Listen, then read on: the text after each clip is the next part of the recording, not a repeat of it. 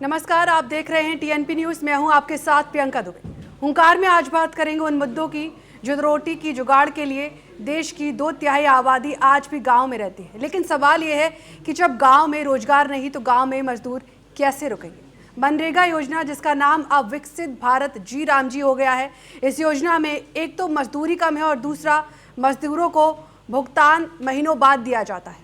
आर्थिक सर्वेक्षण 2025 और 26 साफ कहता है कि शहर अब और पलायन का बोझ नहीं उठा सकते। लेकिन छत्तीसगढ़ के गांव से आज भी लोग मजबूरी में परदेश जा रहे हैं। युवा, महिलाएं सब गांव छोड़ने को मजबूर हैं।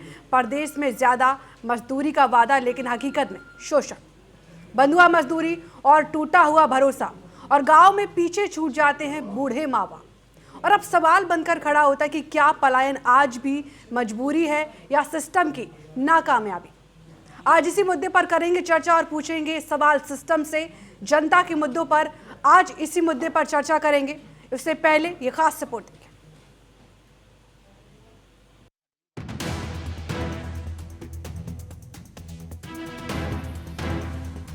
देश की 2/3 आबादी आज भी गांव में गुजर बसर करती है, लेकिन गांव में रुके कैसे, ये बड़ा सवाल है।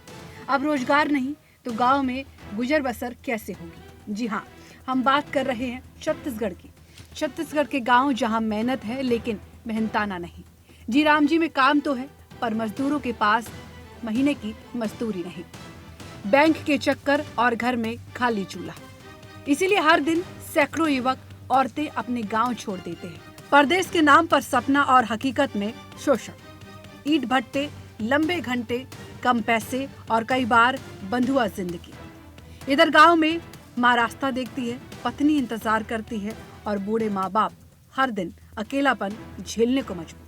और उसको लेने से तेलंगाना जाना है। काम खत्म हो गया ना, इसलिए हम लोग को मिर्चों का 20 दिन रहेंगे मिल रहा है, लेकिन अब क्या करना है, अब ज़्यादा आदमी लोग है इसलिए जा रहा हूँ। काम करने से 300 रुपये मिलते हैं, वही 300 रुपये। शहरों की तरफ आजीविका और बेहतर लाइफ की वजह से पलायन कर रहे ग्रामीणों के लिए अब शहर में पलायन का रास्ता मुश्किल हो गया है।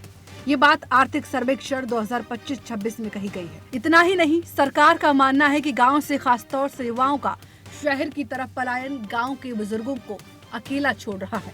और अब इस पलायन को रोकने के लिए ग्रामीण अर्थव्यवस्था को फिर से जिंदा करना होगा।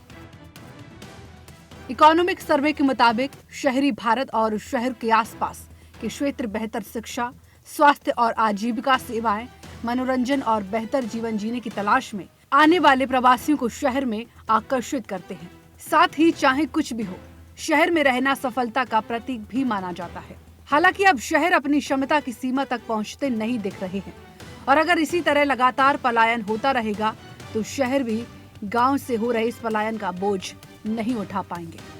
मैं चेन्नई जा रहा हूँ, यहाँ नहीं मिलता ना छत्तीसगढ़ में, इसलिए मजदूरी करने चेन्नई जा रहा हूँ।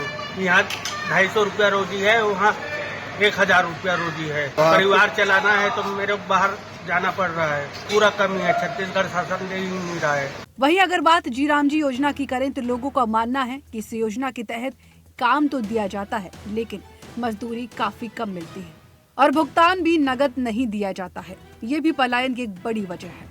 ग्रामीणों के मुताबिक जी राम जी की मजदूरी का भुगतान ऑनलाइन होता है और उन्हें अपना मेहनताना पाने के लिए 3 से 4 महीने का इंतजार करना पड़ता है।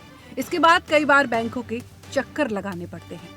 आपको बता दें कि नए आदेश के मुताबिक जी राम जी के तहत काम करने वाले श्रमिकों को छत्तीसगढ़ के लिए 224 रुपए प्रतिदिन की मजदूरी तय की गई है और मजदूरों को साल में 125 दिनों का काम दिया जाता है। राज्य में कुल 84,91,206 मजदूर इस स्कीम के तहत पंजीकृत हैं। इनमें से 63,54,612 श्रमिक सक्रिय हैं। जांजगीर चांपा और सक्ती जिले से पलायन पर रोक आज भी नहीं लग रही है। कमाने खाने के नाम पर आज भी परदेश जाने का सिलसिला बदस्तूर जारी है। हर साल हजारों की संख्या में लोग यहाँ से परदेश की डगर नाप रहे हैं। अब बड़ा सवाल ये है कि आखिर आज भी पलायन करना मजबूरी है या मनमर्जी। सरकार कई योजनाएं चला रही है, चावल, पक्का मकान, निःशुल्क शिक्षा, इलाज, सब कुछ दिया जा रहा है।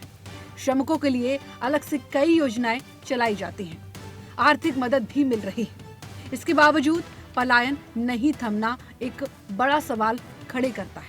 श्रमिकों की माने तो प्रदेश की तुलना में ज्यादा मेहनताना ही बड़ी वजह बताई जा रही है। बड़ा सवाल यह है कि आखिर पलायन के दंश से छत्तीसगढ़ के श्रमिकों को आजादी कब मिलेगी। Special report TNP news.